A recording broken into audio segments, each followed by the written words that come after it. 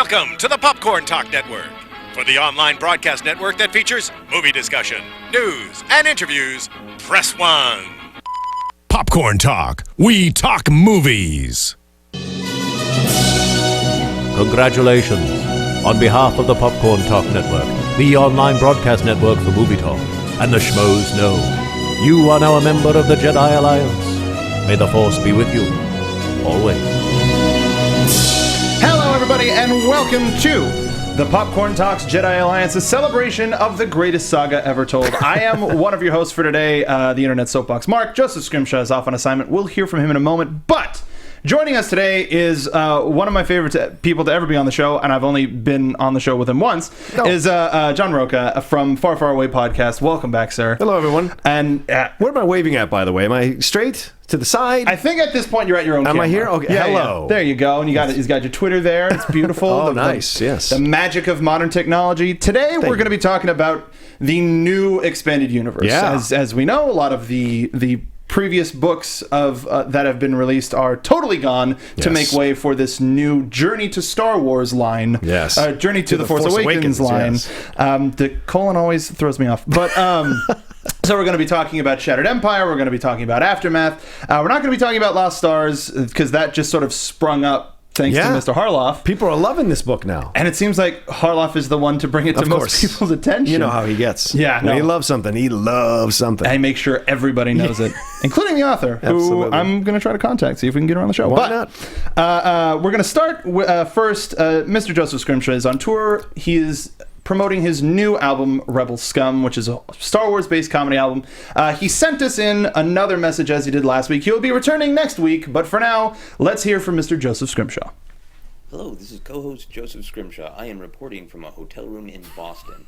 I've been on the road doing a comedy tour with some friends to support my new album, Rebel Scum, and the tour has been great fun, but also kind of torture because every fiber in my being just wanted to be at a toy store looking at Star Wars action figures. So I was thrilled. Last Friday, we pulled into our hotel in Philadelphia, and there was a Toys R Us directly across from our hotel. And we only had like 20 minutes at the hotel before we had to leave for that night's show. So I weighed the value of showering versus going to Toys R Us, and I made the correct decision. I literally ran over to the Toys R Us. I walked through this little cardboard canopy in the entryway, which made a lightsaber sound effect as I passed through, and that almost gave me a small heart attack. And then I headed to the action figure aisle, and I expected to see nothing but empty pegs.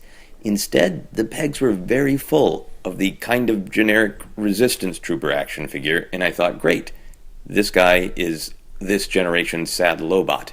But no, there was another. Way at the back, there was one lonely Kylo Ren, and my heart filled with geek joy, just like when I was a kid. It is a wonderful time to be a Star Wars fan, and I can't wait to rejoin Mark and celebrate it on the show. Now, if you guys will excuse me, I have to go stare at my Kylo Ren. Thank you, Joseph. The one thing about Force Friday that I liked was you saw these pictures of everything being torn apart, but that was like the first half hour. Then once all of the crowds cleared, they went, all right, round two, and they put everything back. It was awesome how full of stock that they had. Yeah, it was really smart of them to do that too, because I mean, it's always nice to like sell out. You know, we sold out. But you want to satisfy the fans, and you have to understand how many people loved it. It just gives them more buzz and more to talk about when they get on the social media, because you don't only want certain people talking about it. You want as many people as possible talking about it. And not negative. Right, and not negative, exactly. And one of the as a follow-up from last week's show, did you see the Chewbacca bowcaster that Nerf is making, or that Nerf made? I have not seen this. Neither did Ken. And when Ken saw it, he went, well...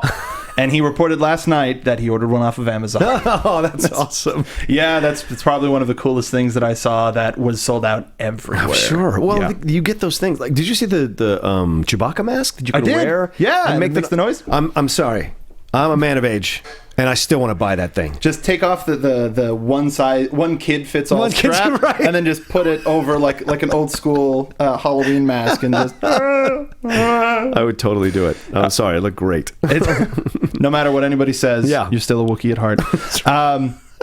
So usually when we have new folks on the show, we talk about the 5 most important Star Wars questions. You've already answered those questions. I have. So we've we've been slowly accumulating more fan favorite questions to expand your Star Wars knowledge, or to expand everybody's knowledge of your Star Wars knowledge. So today's 5 additional Star Wars questions. We're going to start with what your favorite Rebel ship is. Well, it's what am I going to say? It's the Millennium. I know it's an Team easy choice. Y-Wing would disagree. Well, the Y-Wing is my second favorite. Okay. That's not a lie either. I'm not saying that because we're on the show together. I'm telling the truth. Like, the Y-Wing is so fun and the X is cool and I get it. Yeah. But the Y is there's something about it. I just really love the design. It seems sleeker. It seems more like, it seems able to do more damage. But for me, the Millennium, I like the story of the Millennium, which is why I love it more. And it became a rebel ship. Like, it was not a rebel ship originally. It was a freighter ship. It burst through the ranks to become Gold Leader. Right. And it was like modified, and it had sat in junkyards before. Like, there's this whole thing about, to me, I look at it as like an old Chevy truck or an old Ford type of thing. You know, those old school cars. It's what it feels like to me. And it occasionally not start. It gives you the cough, when you turn it on. But then it rolls. And when it rolls, it's really a thing of beauty, man. It's a story of redemption for an inanimate object. Yeah. And I think that's sort of subconsciously why people were crying when they were seeing it in those Force Awakens trailers. Oh, yeah. I'm not gonna lie. I love the Y-Wing though. I love the A-Wing. I love the B-Wing. There's something about the Rebel ships, but I totally agree about the Y-Wing as well. Yeah. That's been my favorite since I was a kid. I like the bomber classes, the heavy duty, all of the big damage. Okay. So yeah, I'm with you on that one. What about your favorite ship from the Empire? Well, this is weird because I don't go. This is the one place where I don't go to the standard stuff. Sometimes I can be anti what everybody else likes, and I like to find my own thing. And I really like the TIE Hunter ship. And I don't know if you've seen those. I just love the design of it because already, to me, I've never been a big fan of the TIE Fighter because this big circle, it just seems wrong. It's like a lantern. It's something that you can easily tear and replace. Yeah, it just looks clunky. And so what I like about the TIE Hunter is that it has the design of the wings is so it's almost, I don't know what the word is, but it's almost like some kind of hornet or something. Like a bird of prey. Yeah, like a bird of prey. Yeah. Yes, exactly.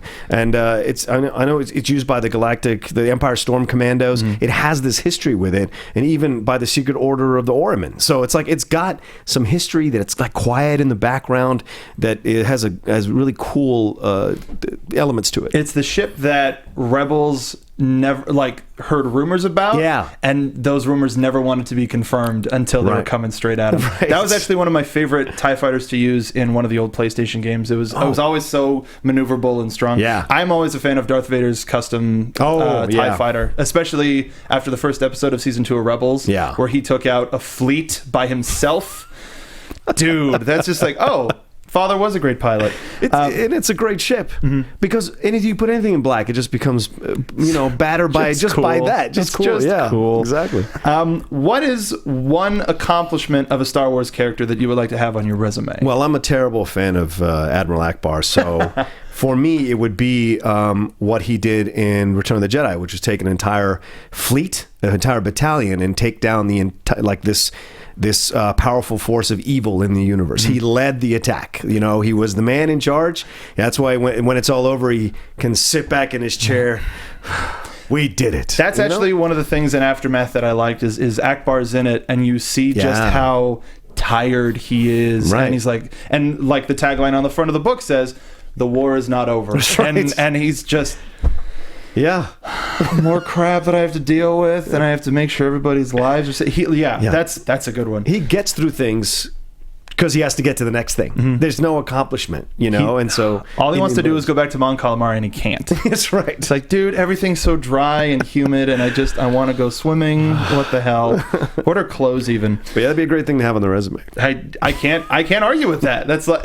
But then I like the idea of Akbar going in for another job. For some reason, the whole Admiral thing didn't work out. He's like, by the way, I ended the Empire by myself. I'd like to manage this Walmart if I could. You're a bit overqualified. Well, I mean, I'm in the twilight of my years. I led a battalion. I figured I could be human resources. Now, I already know your answer because everybody's answer should be the same, but what is your favorite bounty hunter not named Boba Fett? That's a very difficult one, right? IG-88 is my favorite bounty hunter. It really is. And it's not because it's sitting here. It is absolutely my favorite. See, that was joking, saying that was the right answer because everybody makes fun of me for loving IG-88. Are you kidding? No. That's ridiculous. We did a Bounty Hunter Bash a couple weeks ago, and everybody was like, IG-88. And I was like, bro, look at him. IG-88 killed its masters when it was created. Yeah. As soon as it achieved sentience, which was within 30 seconds, because it completely downloaded its entire knowledge and realized, wait, these life forms are lesser than me. Yup. I will destroy them. And then he put his knowledge into 3 other IG-88s and sent them out to do stuff. B, C, and D. Yep. Right, B, C, and D. And then left one of them alone because it already had knowledge. So it was like, I'm not going to mess with you. You're cool. Go figure out your life. But the other 3, so then in essence, he doesn't just kill to kill, right? He has an idea that he wants to create a droid revolution, which I think there's more to IG-88 because of that. And it's very symbolic of the slavery versus master thing that's always consistently through this through the universe of Star Wars. You have the lesser thans being controlled by the higher ups. And I think with IG-88, he wants to destroy the entire thing of them creating droids to be slaves and work slaves for the owners. And then at the same time, though, he wants to be like the supreme overlord of that revolution. Yes. So there's a little bit of it's not noble. It's noble in thought. It's not noble in practice. No, he wants it's killing to kill, but it's a fun idea, and you just start from his design, and then you go into his whole history, and the fact that he was the Death Star for a little while. Yeah. Even whether that's still canon or not is still just one of the most badass things. Like, you think you're in control, but wait, blown up. Damn it. Right, and you can't negotiate. You could negotiate with Boba, maybe. You can negotiate with just about any other bounty hunter. You could probably negotiate with Dengar.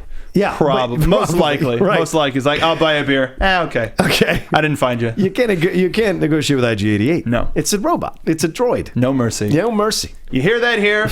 The official favorite bounty hunter. No, I'm kidding. Not going to do that. I really like that question just because he'd go, who's a robot? But and then of course we did an entire episode on it, and it's become one of my favorite questions due to an image that somebody made. Did Qui-Gon and Shmi Skywalker get it on? Can you explain to me when they would have gotten it on? Because when you see Phantom Menace, they don't look like they've known each other. There are some lines of dialogue that indicate that they may have met before. And mind trick away. Right. Because he was Dooku's kid, so he's a little bit shaky anyway. Right. But then there's some that imply that maybe on the planet. Like there are different timelines for it. But somebody made an image. I wish I had it of Ghost, right? Where it was Shmi and Qui-Gon, Ghost Qui-Gon on the pot, making the clay pot, and I flippin' love it. It's one of my favorite things. It kills me. What's the song playing with that one? I'd like to know what the song playing for that one is, because it ain't the Righteous Brothers song. It isn't that. If it was, though, that would be hell of a license for Star Wars to get. That's an anthology movie that I want to see. Let me tell you. Because he's miraculous, right? He's considered. She always pushed the idea that he was almost like a Jesus Christ, the miraculous birth, right? She's in essence Mary. He's Jesus, even though he turns out to be a very not Jesus at all. Yeah. But that is the whole thing, and it would be interesting if he actually was the dad, which would make sense why he'd go back to try to save his child, right? If he knew somehow that it was his kid. It's something happened in the background where you're like, oh crap, I really gotta help this. Right. And then just that why he didn't go extra hard to save her too. Right. So it was just like, just get him out of here. You just gotta get him out of this life. And it's like the boy and his mother. No, all right, just the boy. Because that automatically is like, dude, no. Right. You fight a little bit harder for that lady. Right. Then it's like, but then why would he say no? I know. Maybe they had an agreement beforehand. It's like, this is what I wanted Aftermath to be, is the night or the morning aftermath. So fun little questions. If you come on again, we'll have to go even weirder into the realm of Star Wars questions. Oh, another brother in IG-88. I love it. Awesome. Yeah. So we go on to news from the HoloNet. We have some fun stuff happening in the world of Star Wars when it comes to all modes of products and news and things that you can buy. First, starting with the art book. Yeah. The art of The Force Awakens is announced to come out day and date with the film, just like the soundtrack. Right. And considering, like, I mean, how effective Force Friday was in every little Episode 7 related thing, how hard do you think this book is going to... Do you think people are going to buy this before they see the movie? Absolutely. Yeah? Well, I mean, it's coming out on the day of. So people, I think, are going to pre-order it at mass levels. Yeah, absolutely. I mean, everything Star Wars is being eaten up. Yeah. And this cover alone is amazing. You know, just that the saber is down, it's not up, so it just indicates like it is ready to use when he wants to bring it up. I like the imagery of the snow, all of that, you know, and the forest in the background. I think that's a forest. I think it's the shot from the film when he first unfurls the lightsaber. And I think also if they really go in depth into this blue sky thing that was thrown, or the concept that the JJ was playing with and threw it away, if they really go in depth into it in the book, I think people will definitely want to buy this thing. The Disney art books, so all of the Disney animated features, the Pixar features, and now the Marvel features have extensive blue sky. Yeah. So they're very early concepts. So I can only imagine the stuff that they had to cut out of this book. Right. Like, I think it would warrant a second release. I mean, Star Wars is known for their second and third re-releases of things. So I figure it would be something that everybody would want on their shelf. Yeah, and you don't even have to be like an artist. It's just a matter of appreciating the journey of coming to this spot and coming to the realization of what they want to use and not use, and what sets they want to focus on, the look, the feel, all that kind of jazz is really fun to explore if you love movies. And I just noticed the type of imagery that's unconsciously unlocked when you this is a combination of an Endor and a Hoth. Yeah. So you get the feeling of the cold of Hoth, and then the forest, the lost warmth that was this forest once. Yeah. That's cool. It's also very samurai-ish, don't you think? Oh, totally. Like the sword Zatoichi is the ready Blind to Swordsman? use. Yeah. Instead of Zatoichi, bamboo. yeah. Dude, yeah. Absolutely. Dang it. Son of a biscuit. It's a great reference.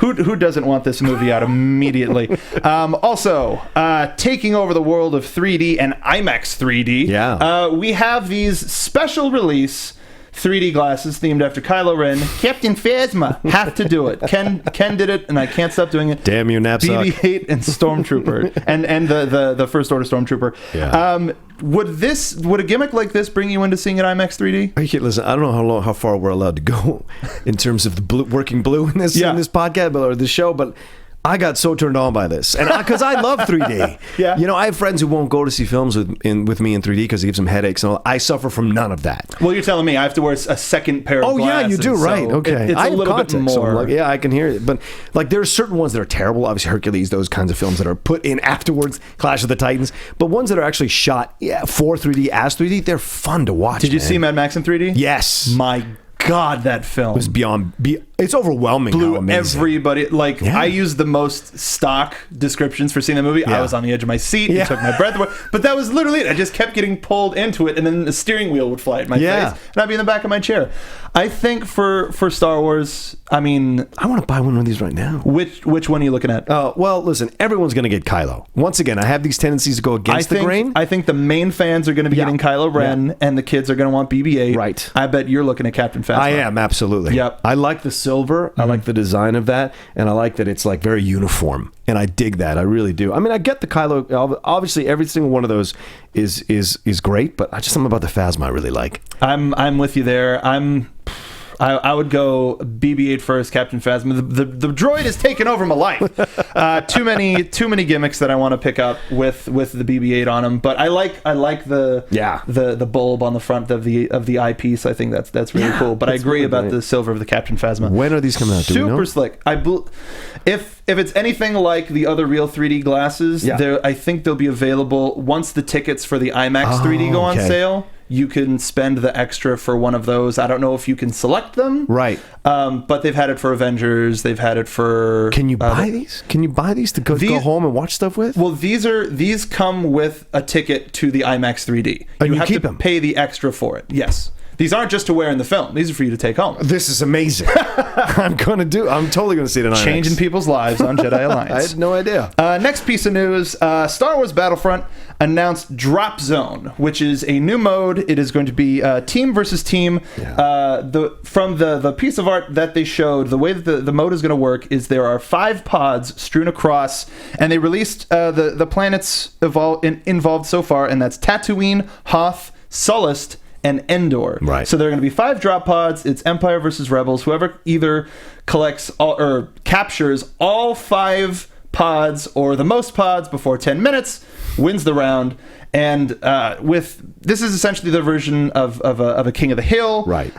Is there any sort of, and we've already gotten the dogfight mode, but is there anything in Star Wars that you want to play with this level of immersion? Is there any sort of experience that you've always dreamed of being able to be a part of? Yeah, that last battle in the third prequel. God, why am I blanking? Attack of the Clones? No, it's the that last battle. The last mass battle in the air. Oh, that one? In space. That's the one I would love to be able to do on this game. To this level of sophistication, this level of design and detail, just because it's so, like, when you're watching the top of the movie. Yeah. The endless shot at the top, the ongoing shot. If you could experience that, all of that, it just would blow your mind. You know what I'm saying? But if we're going to go, because when you initially sent me this, I was like, oh, what kind of, is this King of the Hill? Is this kind of games, like recess games? I mean, it's based off of that recess game. Right. So I was thinking, well, Capture the Flag would be great.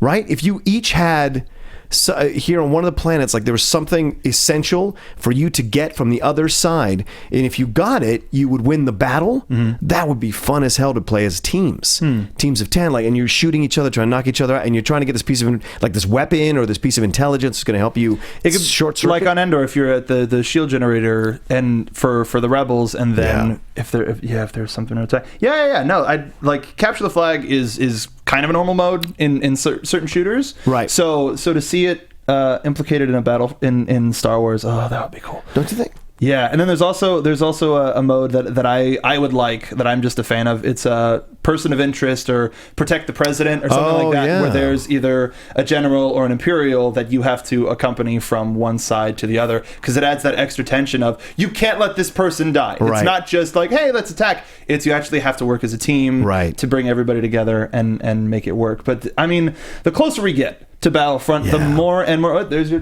What's that right there? What's that right there? Looks a little familiar.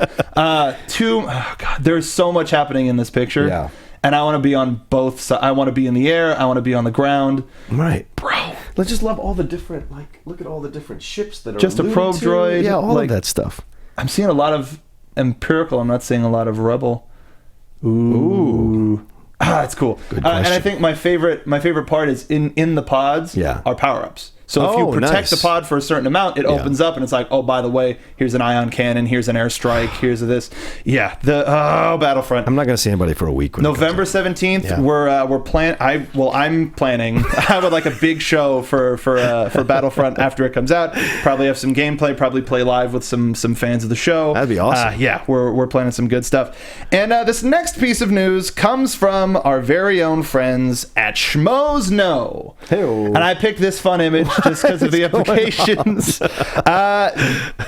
Christian Harloff has a good friend and a good source that has told him that there's going to be a post-credit scene at the end of episode 7, most likely a Rogue One teaser. Now, it started with Pirates, it moved to Marvel. Is this a likely move for Star Wars? Yeah, it makes the most sense. Everything's under the Disney umbrella, and this is what they've been doing with Marvel, so why not do it with Star Wars? And they had stuff like this in the original trilogy, right? You'd hear the Darth Vader breathing at the end, and you'd be like, oh, what does that mean? And it just gives you that. So it was like a really, really beginning version of that, you know? And so this is just the next stage of it, which makes sense. To me, it does, at least. No, I agree with that. Yeah. Would you rather see, I mean, we haven't seen the movie yet, right, but do you think you would want an episode 8 teaser? Yeah. as opposed to a Rogue One one? I would actually. Yeah. What if we do the old Marvel double where we get a mid-credit scene Right. and a post-credit where the mid-credit is Rogue One. Well, Yeah. actually no, because the Rogue One wouldn't make sense. No, because in Thailand it wouldn't make sense at all unless someone's no. dreaming of something and remembering or as it's, an old or it's person. like a descendant. Yeah, reading some kind of log or reading some kind of diary about that. That's why it doesn't make sense to me for it to be in it. I'm not saying it's not going to be in it, and I get it if it is in it. It just doesn't make sense to me timeline-wise for them to have a Rogue One reference. Yeah, because this is supposed to be outside of the trilogy, Right? So right, and also trilogies, time-wise, yeah, it's out of order. Way before what we're going to see in Force Awakens. Yeah, but I mean, Force Awakens seems to be going back to the beginning. So JJ's been very clear about that, and this whole idea of Luke possibly guarding this like Excalibur type lightsaber. This whole thing about Luke almost being like a combination of Obi-Wan and Yoda, where he's out by himself, hiding in a cave, being that hermit type thing. Yeah. It could just be this way of keeping that vibe going, of going back and to go forward, going back to go forward. And it would work. I just would prefer a Star Wars 8 one. I agree. Yeah. And there's already been reports that they're shooting in Skellig Michael. Yeah, Skellig Michael right now. Yeah. It's pickups for episode 7 and possibly episode 8. Yeah. Don't know what sort of a location that could serve as, but it's a badass location. Yeah. Like a Knights of Ren meeting place or something. Oh, bro. Speaking of which, I guess we'll get to that. Yeah, we'll get to that.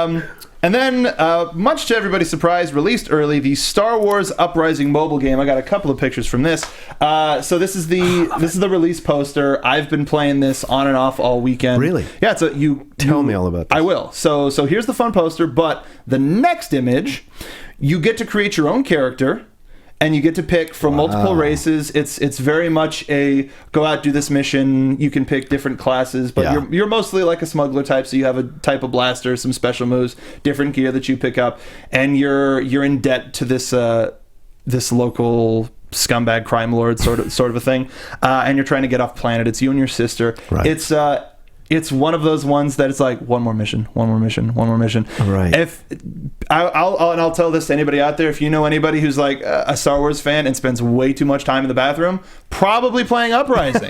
Probably. This is I would recommend this. It's free to play. There's definitely the microtransactions where you can buy credits and nice. stuff. You don't need it. You don't need it. If you just like with anything with microtransactions, if you play it enough, you won't need it. The trailers are amazing, Mark. The Yes. trailers were what got me. That extended long trailer, and then the trailer that just came out recently about that just showed like the gameplay and how to go around and how you fight and move around. It looks great for being free. For a top-down dungeon crawler type on a mobile device, it controls surprisingly well. Super moves are very well controlled, and the difficulty level hasn't ramped up super huge to where it's like, oh well, I have to mine all of these extra resources. Right. But it's fun enough. It's the type of story that you get in Aftermath, where you're on a planet that's under a blockade. There's rumors that Emperor Palpatine and Darth Vader are dead, and the Empire's just like, nope, everybody just stay on this planet. We'll be great. Thank you. So you're getting that from a bunch of different perspectives now, and it's just fun. I can't wait. I'm probably going to play. I downloaded it already in anticipation, and so I'm probably going to play it in the next couple of days. Make sure you have enough time. Because 6 hours. When I first downloaded it, I was like, crap, I got somewhere to be. I could be late. No, I can't. Crap. Okay. And then I just totally taken off. And then the last piece of news is about Shattered Empire, and we're going to go into Star Wars Aftermath. But this was the announcement cover of Shattered Empire. This is the actual cover that's being released. It's got a wonderful portrait of everybody on Endor at the end of episode 6. There's a couple of variant covers out there. There's one with just the title and all of its majesty. Right. But then there's the one that I picked up, which I don't have on me, that's just a picture of Wicket. I thought that was hilarious. It's not a drawing. It's not a beautiful piece of art like this is. Right. It's just a picture. It's like an old production photo of Wicket on the moon of Endor, and I'm like, that's weird enough for me to really like. So what did you think of the book? It's amazing. It was amazing. You know, just the progression of action through the whole book. There's only a little bit of downtime of conversations and solidifying who's who with the two new characters. Was it Kez and Dameron's dad, basically, right? It was Kez Dameron. Yeah, Kez Dameron. So that was that was one of the biggest. Right. And Green Leader. I forgot Green Leader's name, or Green 4. Yeah, Green 4. But the big reveal is that the what is her name? I feel terrible. It's I feel like terrible. A something, Ash something. Yeah. I'll find it. Okay. But yeah. our main character, Green 4, who we'll just talk about her. That's who she is. Yeah. Is looking for somebody named Kess. Kess, right. And she ends up, Shara is her name. That's her name. Shara ends up finding Kess on the moon of Endor. Right. And saying Commander Dameron. So that made everybody go, holy crap! It's Poe Dameron's dad or Right. uncle or some sort of a distant relative. Right. And that alone is making me go, this is what the fans want. They want the lead up to The Force Awakens. It says so in the damn cover. Journey to Star Wars The Force Awakens, and we get enough of a nugget to go, oh, let's follow these two for a little while. Yeah. But the war is not over. And the main story of this first book is taking care of the weapons depot that the Empire has on the moon of Endor. Right. But the splash page, the splash page is so gorgeous. Let's see if I can get it on there. Yeah, look at that. Beautiful page of Vader and Luke at the... Oh, God. That's what I'm saying. It just feels like action-packed through the whole thing. The frames, all of it in there. It just seems the panels, all of it, very action-packed. This is one of those books where people say that it flies right off the page. Like literally, like there's a Lambda class literally flying off of the page. Yeah. And if I didn't know better, it was flying right into my head. Excellent book, a wonderful addition to the Marvel Star Wars line. Right. I gotta catch up on all of the other ones. There's a lot. There's a Chewie book coming out in October. It's not getting any lighter. No, I think the main line is Star Wars is on issue 9 right now. Yeah. And then there's the Leia series, the Vader series. Luckily 3PO is only a one shot. Right. But it's about, as we talked last week, it's about how he gets his red arm in Force Awakens. I liken this to like a workout. Like the few months before September were like the warm up. You were stretching out, you're like doing some warm stretching, you're doing some Olympic stretches, running around a little bit, doing some little minor stuff to warm you up. And then September to December, or maybe even just at the end of November, is your workout. Seriously. And then you cool down leading into Force Awakens. That's what it feels like, because it's going to be so much to read, so much to look at. And that's something that I want to ask you. With all of this media, do you think there'll be anything left to the imagination when the movie actually does come out? I think that's your own personal journey, right? Do you want to read everything? There's Star Wars. It seems like they're saying, look, here's everything that we are allowed to give you up until the movie opens. If you want to read everything, if you want to look at everything, if you're a hardcore fan, and I think this is actually a good thing. Like, people who are really deep into it will like pick up everything because they're okay with having all this knowledge before they walk into the theater. Other people are like, nah, I don't want to read too much of it. I don't need it.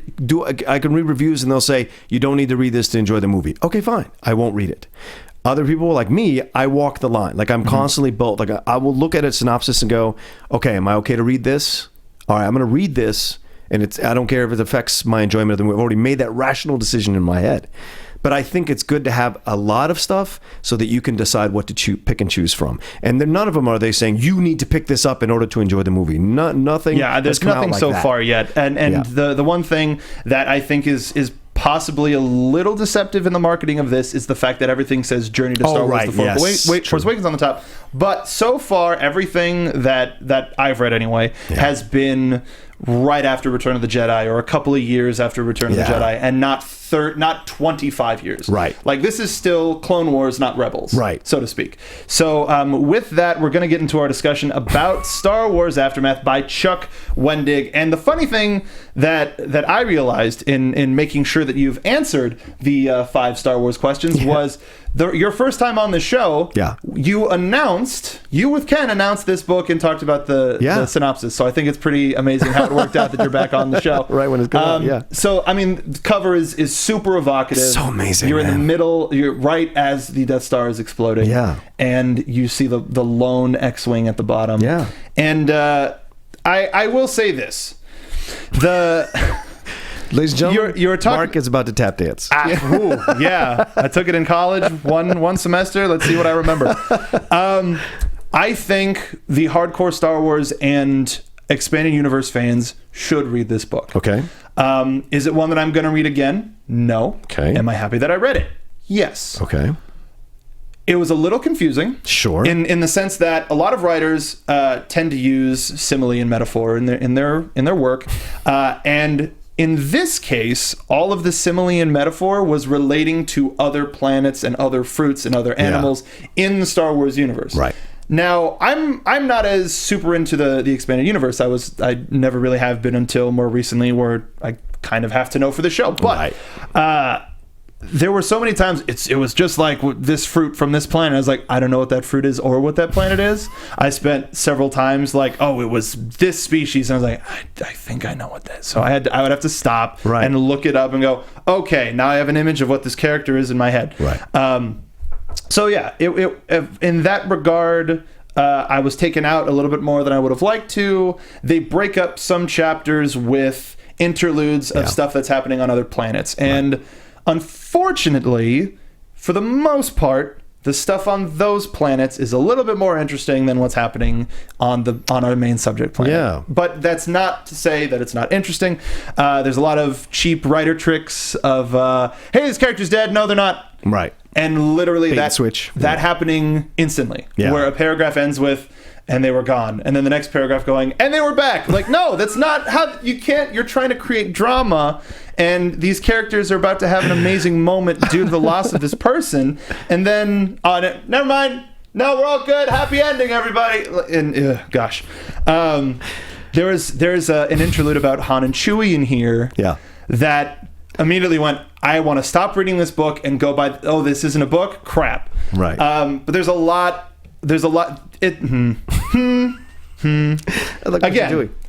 Again, worth a read. I like to remind people. I like to remind you of what Mark said before we started the show. He's like, "We're not going to shit on the book. We're not going to say anything. Like, we're not going to say too negative. We're going to try and keep it." And seriously, he's just saving himself with this. No offense, but I was trying not to say that in general.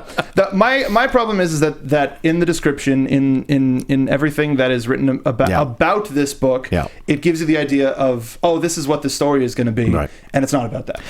Yeah, that's what I don't like. I understand the complaints. Mm-hmm. People calling it cliche-ish at times.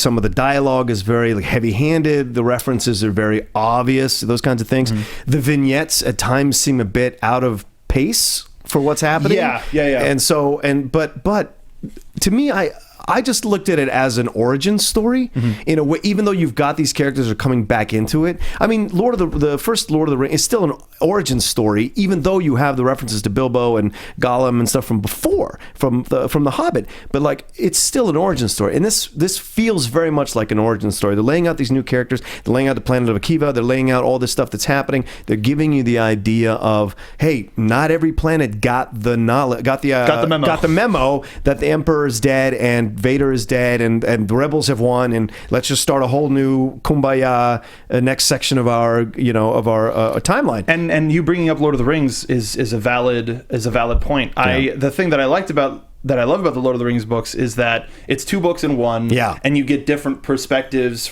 This book is about Sam and Frodo and Gollum. Right. This book is about the rest of the Fellowship. Right. And with this, they change. Chuck changes perspective so frequently that it's hard to get invested. It's hard to get a feeling, but It makes it that much more cinematic, which I think is a step in the right direction for the book, and all of the small references to the major canon. Right.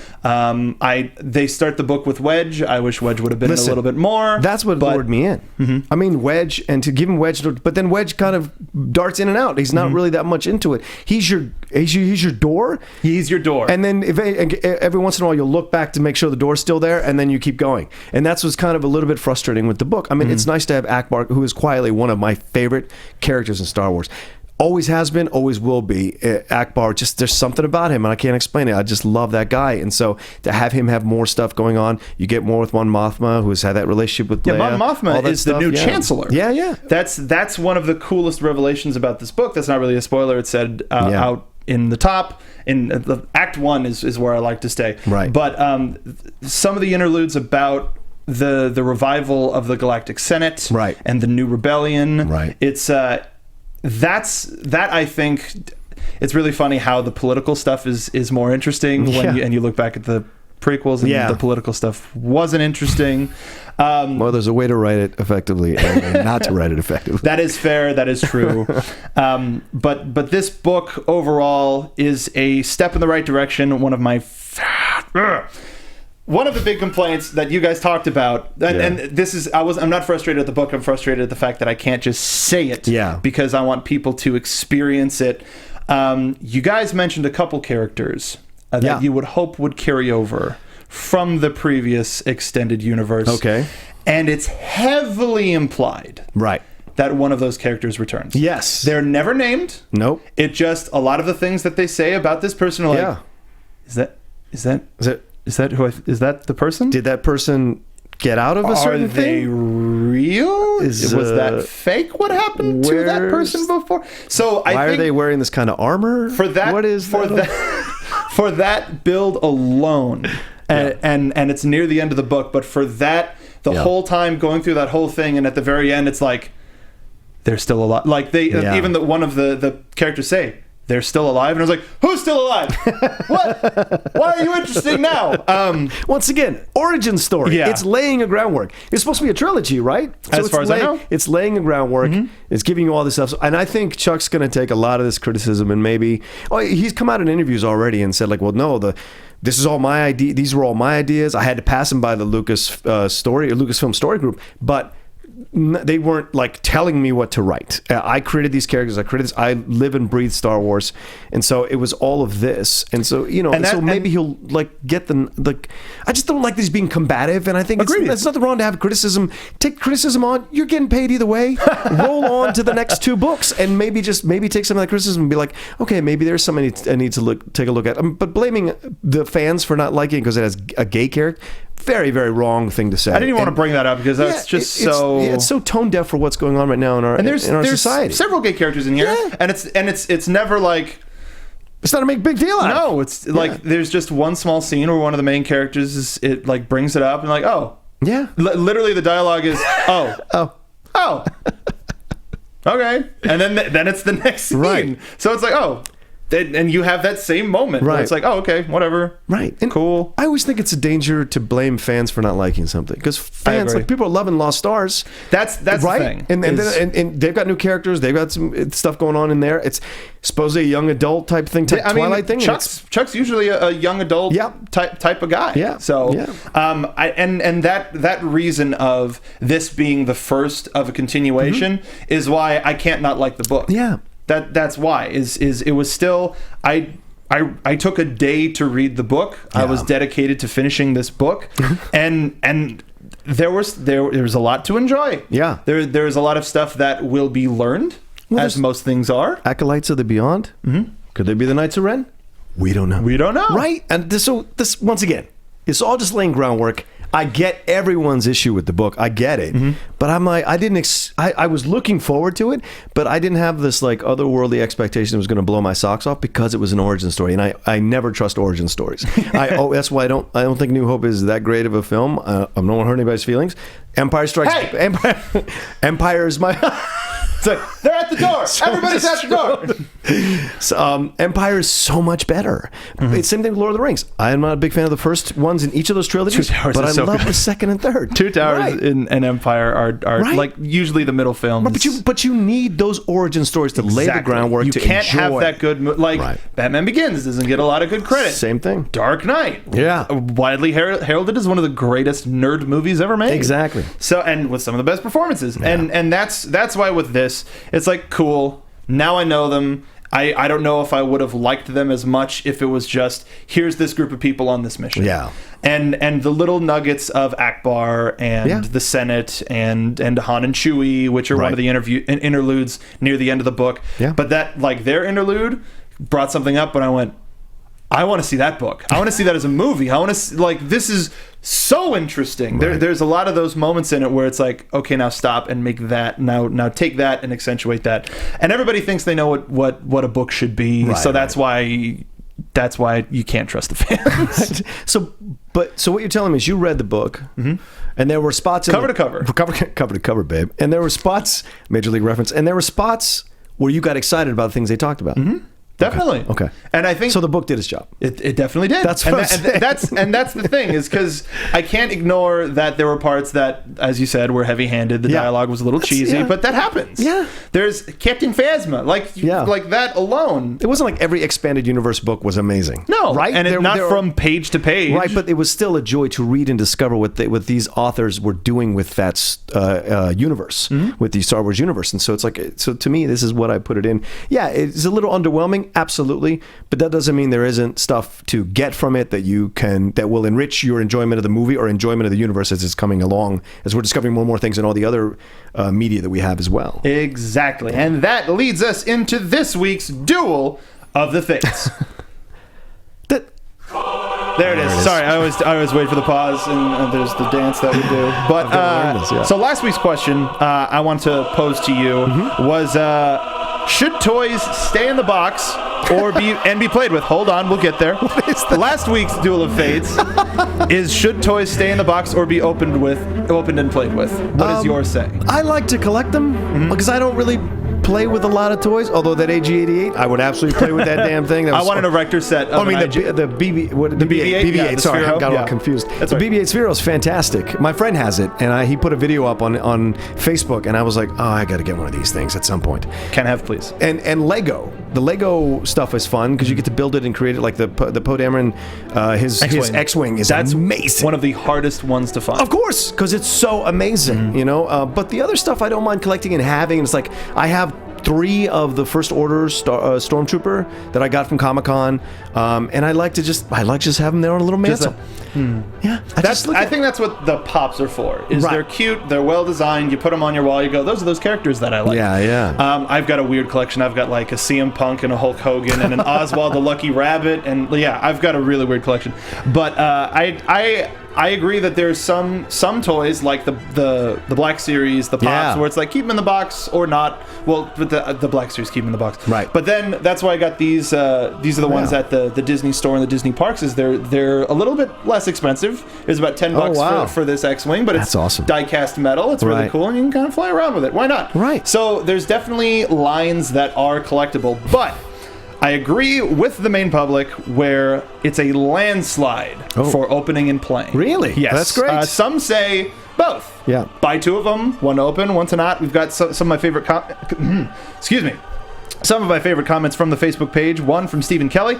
I guess it comes down to whether you're more like Jabba or Leia. If you like a nice decoration for your dwelling, leave it in the carbonite, so to speak. If you love it so much and can't bear to be without it, get it out of the carbonite and enjoy it. I'm like Leia. A Harrison Ford is too beautiful to be left in the box. Or L. Christopher Bird. I do both, but I do have a rule. If a box toy is on the wall and a child wants to play with it, it comes down and is opened. Wow. Like that one a lot.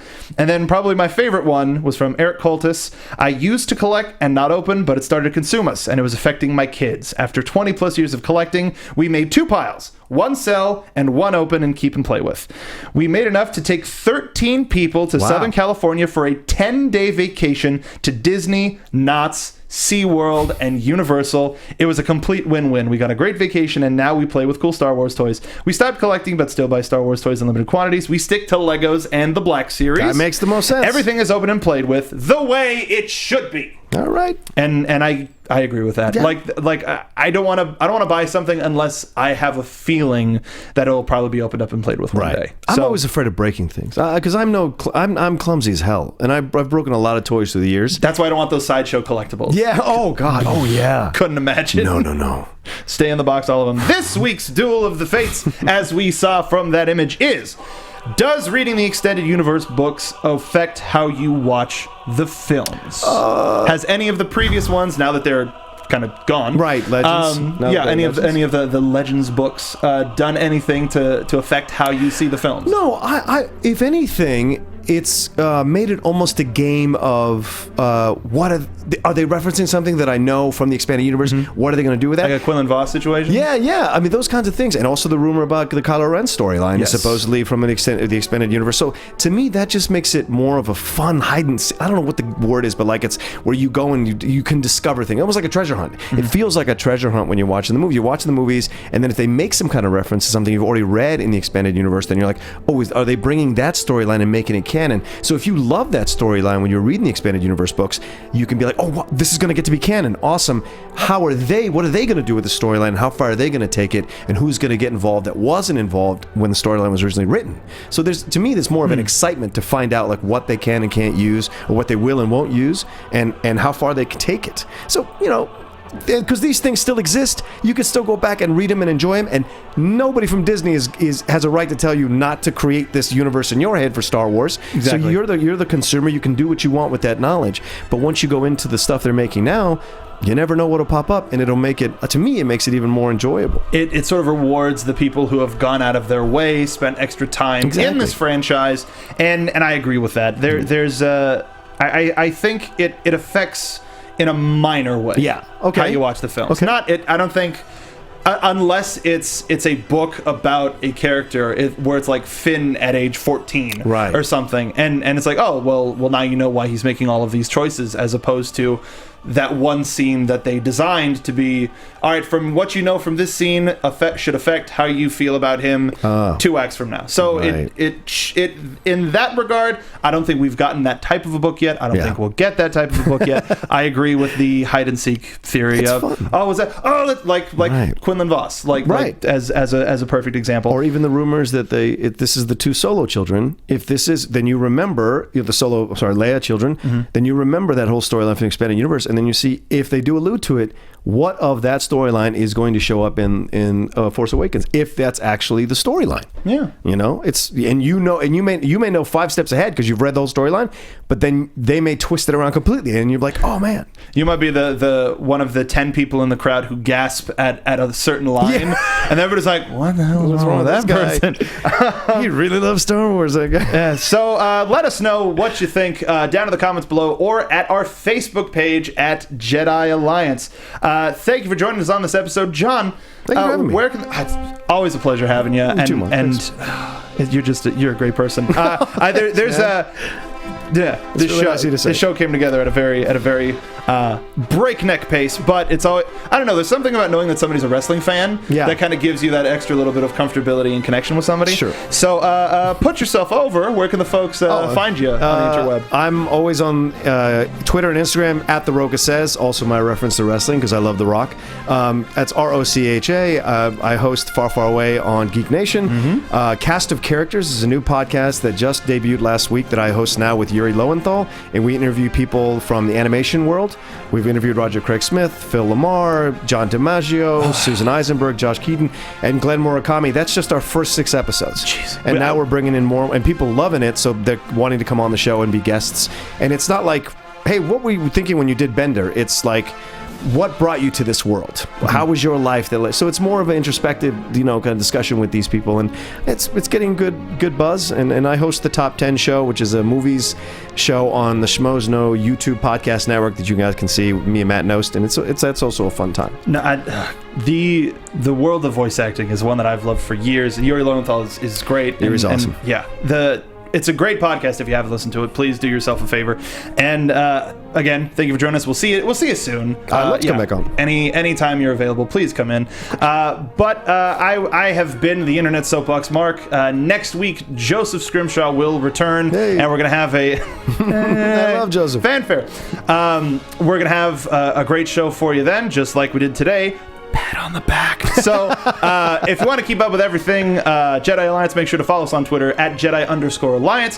Follow us on Facebook. Follow me on Twitter at SoapboxMark. Thank you for watching and or listening to the Jedi Alliance. You can watch the show on YouTube by subscribing to youtube.com/popcorntalk. Catch the Jedi Alliance on iTunes, and please rate and review. You can also visit popcorntalknetwork.com to find a nice list of all the past episodes of Jedi Alliance and links to both iTunes and YouTube. This has been Jedi Alliance on the Popcorn Talk Network. We talk movies. Thank you for listening, because many Bothans died to bring us this information. From producers Maria Menounos, Kevin Undergaro, Phil Svitek, and the entire Popcorn Talk Network, we would like to thank you for tuning in. For questions or comments, be sure to visit popcorntalk.com. I'm Sir Richard Wentworth, and this has been a presentation of the Popcorn Talk Network. The views expressed herein are those of the hosts only and do not necessarily reflect the views of the Popcorn Talk Network or its owners or principals.